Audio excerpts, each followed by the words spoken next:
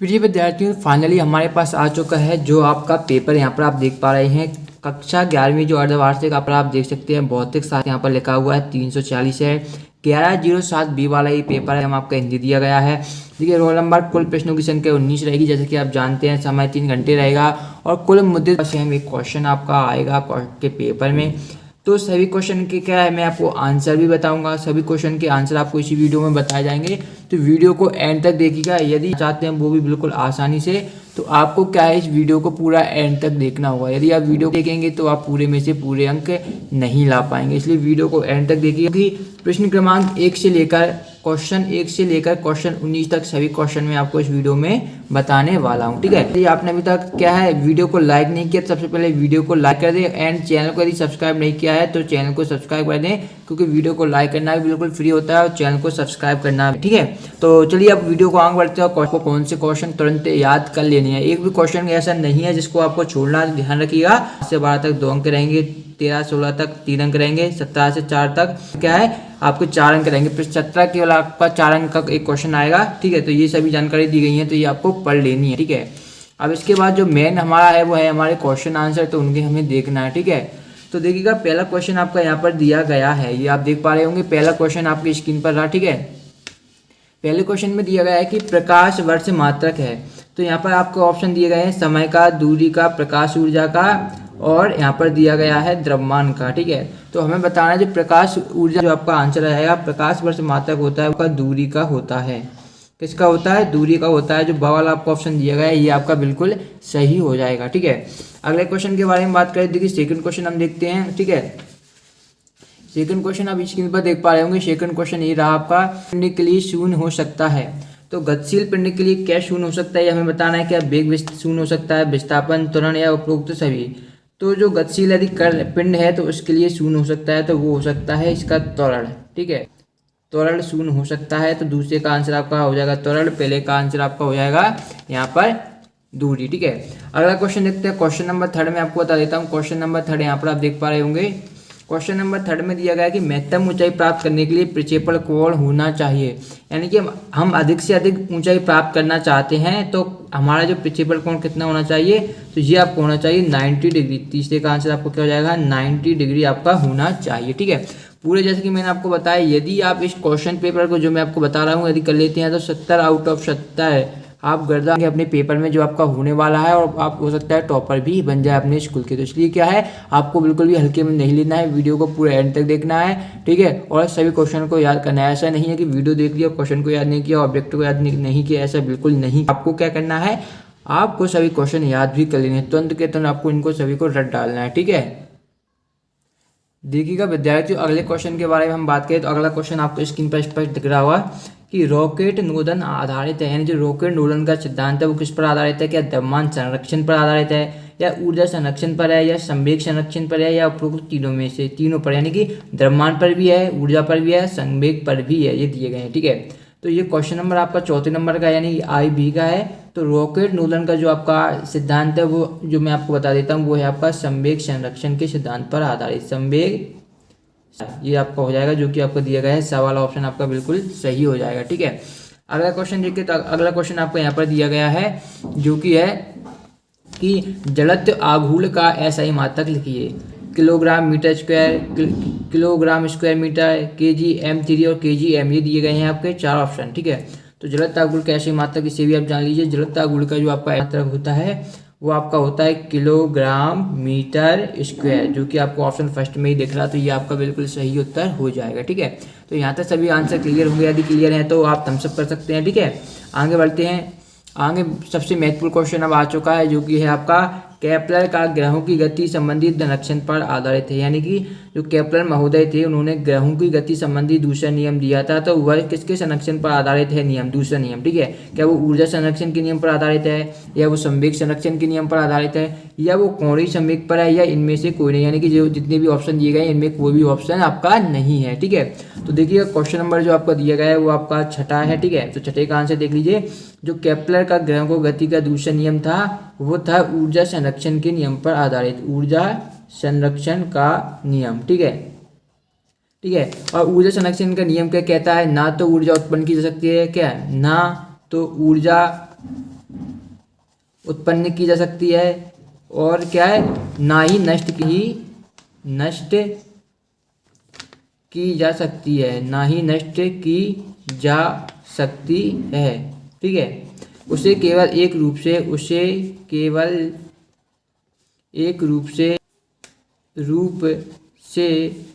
दूसरे रूप में परिवर्तित किया जा सकता है, दूसरे रूप में परिवर्तित किया जा सकता है। ये था ऊर्जा संरक्षण का नियम कि ना तो हम ऊर्जा को उत्पन्न कर सकते हैं, ना ही हम ऊर्जा को क्या कर सकते हैं, नष्ट कर सकते हैं। उसे केवल एक रूप से हम क्या है, दूसरे रूप में परिवर्तित कर सकते हैं। तो ये था आपका ऊर्जा संरक्षण का नियम। ठीक है, अब आगे का क्वेश्चन देखिए। आगे क्वेश्चन दिया गया है आपका कि सेल्सियस स्केल पर परम शून्य ताप की माप -273.15 डिग्री सेल्सियस है, तो फ़ारेनहाइट स्केल पर परम शून्य की माप होगी। तो इसे क्या, सेल्सियस से आपको फ़ारेनहाइट में एक फॉर्मूला होता है चेंज करने का, उसे आप आसानी से निकाल सकते हैं। ठीक है, लेकिन मैं आपको आंसर बता देता हूँ। इसका साथ में का जो आपका आंसर हो जाएगा वो आपका हो जाएगा -459.67 डिग्री फ़ारेनहाइट, जो कि आपको ब वाले ऑप्शन में दिख रहा है। ये आपका बिल्कुल सही उत्तर हो जाएगा, -459.67 डिग्री फ़ारेनहाइट। ठीक है, तो यहाँ तक क्लियर हो गए हैं। अब आपके जो सही विकल्प दिए गए थे वो सही मैंने आपको बता दिए हैं। सही विकल्प के बाद आपके यहाँ पर रिक्त स्थान आएंगे, तो उन रिक्त स्थानों के आंसर भी आप देख लीजिए। यहाँ पर देखिए ये आपके दिए गए हैं रिक्त स्थान। ठीक है, अब इन सभी के आंसर मैं आपको बताने वाला हूँ, तो ध्यान से देखिएगा। पहला क्वेश्चन आपका जो दिया गया है, ठीक है, पहला आपका दिया गया है जो कि है आपका कि वर्षा की बूंदें खालिस्तान के कारण गोलाकार होती हैं। तो वर्षा की बूंदें क्यों गोलाकार होती हैं ये हमें बताना है।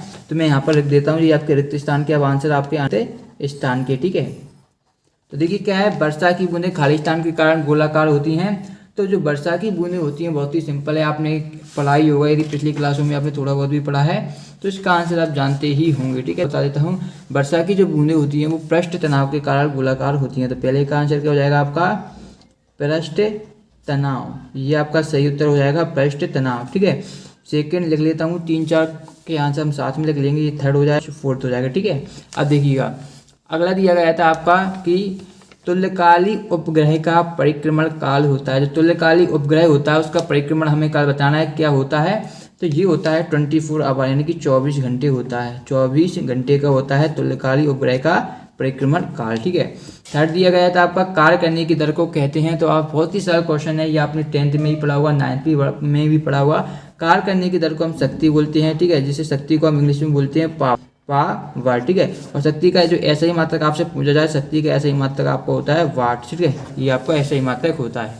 अगला देखिए, अगला दिया गया था प्रत्येक क्रिया के बराबर तथा विपरीत होती है। तो ये यदि अपनी गति के नियम पढ़े हुए तो इसमें एक प्रत्येक क्रिया के बराबर तथा विपरीत क्या होती है, प्रतिक्रिया होती है। तो यहाँ पर क्या आएगा, प्रतिक्रिया होती है। तो ये 4 तक कंप्लीट हो चुके हैं। अब आगे की तरह हम यहाँ पर देखेंगे। ठीक है, तो आगे के आंसर देख लेते हैं। आगे क्वेश्चन देखिए, 5वां क्वेश्चन है वेग परिवर्तन की दर को कहते हैं। ठीक है, ये क्वेश्चन आपका वेग परिवर्तन की दर को क्या कहते हैं, वेरी सिंपल है, आप सभी जानते ही होंगे। तो वेग में लिख देता हूँ 5वां, वेग में परिवर्तन की दर को हम बोलते हैं त्वरण। बहुत ही सिंपल है, ये आप सभी जानते ही होंगे। ठीक है, फिर अगला क्वेश्चन के बारे में बात करें। अगला क्वेश्चन आपका दिया गया था कि स्टील रबड़ की तुलना में खालिस्तान प्रत्यास्थ है। तो इसका आपका आंसर हो जाएगा छठे का, स्टील रबड़ की तुलना में अधिक प्रत्यास्थ है। क्या हो जाएगा विद्यार्थियों, अधिक प्रत्यास्थ है। और लास्ट है बल बराबर द्रव्यमान इंटू होता है। तो इसका आंसर आप देखिए, आप सभी लोग जानते हैं, यहाँ पर दिया गया है, मैं आपको थोड़ा यहाँ पर समझा देता हूँ। ठीक है, F बराबर ma, ये होता है गति का दूसरा नियम। तो F क्या होता है, F आप सभी जानते हैं बल होता है, जिसे हम फोर्स बोलते हैं। ठीक है, F को फोर्स बोलते हैं। M क्या होता है, मास, यानी कि द्रव्यमान। ठीक है, और ये क्या होता है, ये होता है त्वरण। ठीक है, तो फॉर्मूला बल बराबर द्रव्यमान इंटू त्वरण। ठीक है, तो यही फॉर्मूला यहाँ पर दिया गया था। यदि आप देखना चाहें तो देखिए, ये दिया गया है सेम टू सेम, बल बराबर द्रव्यमान इंटू क्या आ जाएगा, यहाँ पर आपका त्वरण आ जाएगा। ठीक है, तो यहाँ पर आपको क्या भरना है, त्वरण भर देना है। ठीक है, ये आपके क्वेश्चन नंबर जो कि आपका दिया गया था 2 रिक्त स्थान के आंसर कंप्लीट। ठीक है, अब आगे देखते हैं। अब देखिएगा विद्यार्थी, यहाँ पर हमारी नेक्स्ट क्वेश्चन है जो कि हमें दी गई है, यहाँ पर सही जोड़ियाँ हमें मिलानी है। ठीक है, तो जूल प्रति सेकंड दिया गया है, पृथ्वी की आकृति, कॉर्ड, 1 कैलोरी, प्रकाश की चाल, अपवर्जन का नियम, प्रत्यास्थ। तो सिंपल है, ये जूल सेकंड को आपको मिलाना है कोणीय प्रति संवेग से। ठीक है, तो ये आपका हो जाएगा। ठीक है, पृथ्वी की आकृति आप जानते हैं, पृथ्वी कैसी है, दीर्घवृत्ताकार मार्ग पर सूर्य की परिक्रमा करती है, तो ये आपका दीर्घवृत्ताकार आपको कर देना है। ठीक है, पहले यहाँ पर मैं लिख भी देता हूँ। पृथ्वी पहले का हो जाएगा आपका, ये फर्स्ट का हो जाएगा जूल प्रति सेकंड का 1। ठीक है, दूसरे में आपका दीर्घवृत्ताकार।